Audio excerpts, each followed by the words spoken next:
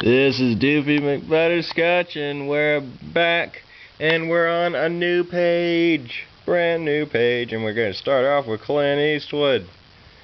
So, let's get started. In the Line of Fire. This one depicts Clint Eastwood as a bodyguard of the president, I think, and the president is in kind of a little bit of a deal with John Malkovich, who is a killer that's out to get him, and Clint Eastwood is going to try to stop him before he gets the chance to kill the prez. And that's what it's all about. It's really good. It's all about the Secret Service guys. There's not a lot of movies about those guys, and I gotta tell you, it's pretty good. It's definitely a watcher, that's for damn sure. I'd give it a thumbs up. Bridges of Madison County. Interesting fact, I've actually seen the Bridges of Madison County, the movie, and the actual bridges in the county called Madison. I've seen them with my own eyes. So they still have them there, but they do have a lot of graffiti on them, but that's natural. Anything famous is always going to get a little bit shit on it. That's unavoidable. But anywho, what about the movie? Well, this isn't an action movie. Clint Eastwood is not shooting bad guys. He is in love with married woman Meryl Streep, and then he vanishes into the darkness after their little love affair, and Meryl Streep leaves a little bit of the story for her grandkids to find after many, many years have passed. So, if you're a love fanatic, you could watch it. I mean, it's not horrible. It's not one of those Notebook movies. It's just so unbearable for a man to watch. It's just horrible. I mean, it does have Clint Eastwood. It's not really the role that you'd want to see him in, but I mean, that kind of lightens the load a little bit. Anyway, Unforgiven.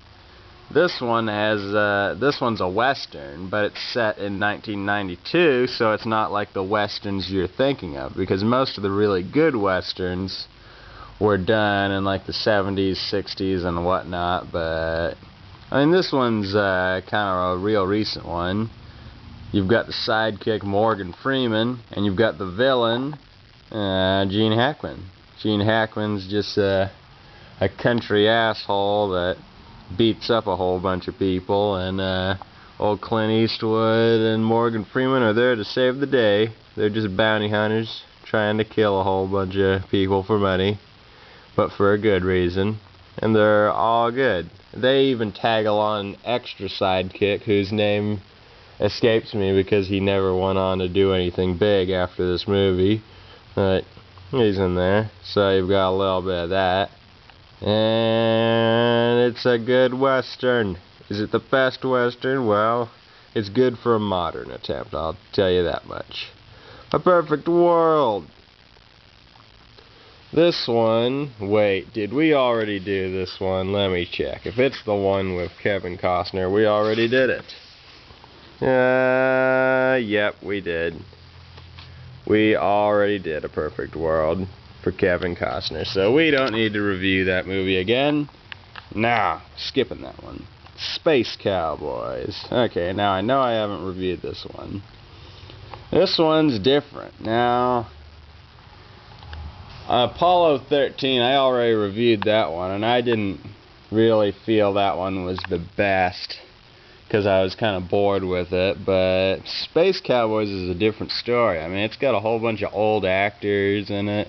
Clint, along with Tommy Lee Jones, who I feel stole the show, and it's also got two other old farts. I can't, let me see, can I remember their name? I don't know if I can. Donald Sutherland was in there for sure, and they had one other old guy, I can't remember his name, It's pretty good. It's all about getting all the old actors together and sending them into space.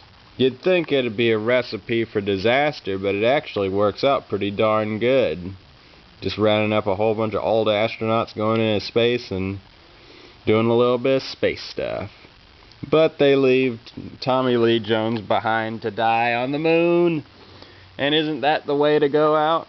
Not even dying on this world, dying in like the moon or a planet that hasn't been named yet. Wouldn't that be pretty fucking cool? After you die, you can say, hey, guess where I died? The moon! Top that, bitch! Ha ha! Anyway, that's enough of that. Every which way but loose. Well, this is supposed to be a comedy, but out of all the Clint Eastwood movies, this one and the sequel, I felt they were the worst Clint Eastwood movies I've ever seen. And they weren't pretty good movies either. They're pretty suckish. I mean, Clint Eastwood is not meant for comedy. I mean, he's the guy that says, make my day. He is not a comedian at all. I mean, he is horrible at comedy. I mean, there's some actors that are defined to a certain genre.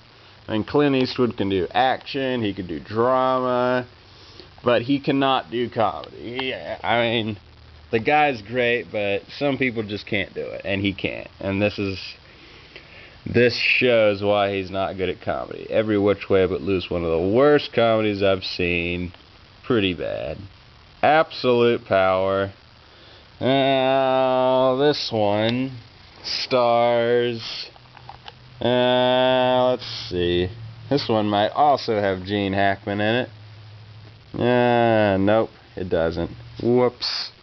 But it does have Ed Harris in it. Yeah, it does. Let's see. What was that one about? No, I'm forgetting. Jeez. Cannot remember what Absolute Power is about.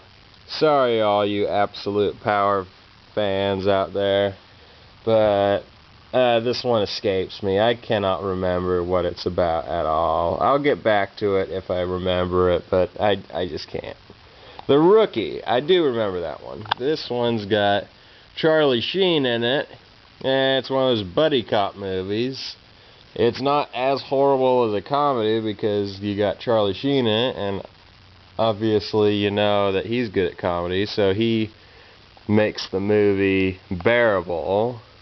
And it's all about Charlie Sheen being the rookie cop, being paired with pro cop Clint Eastwood, and taking out the bad guys, and it works out pretty okay.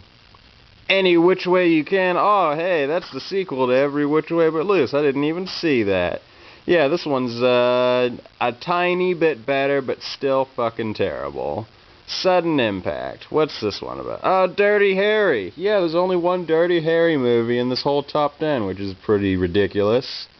It's not the best in the series, but it's still pretty goddamn good. Sudden Impact is an awesome movie. I mean, all of the Dirty Harry movies are really good. I haven't seen the most recent one in the series, but it's an action movie. Clint Eastwood's a badass cop. He wants to achieve justice, but the rest of his department kind of sucks, and they eat donuts, and it's that kind of a story. And he gets the bad guy at the end. So yeah, running out of time. Clint Eastwood's awesome. Ralph Fiennes next. See ya.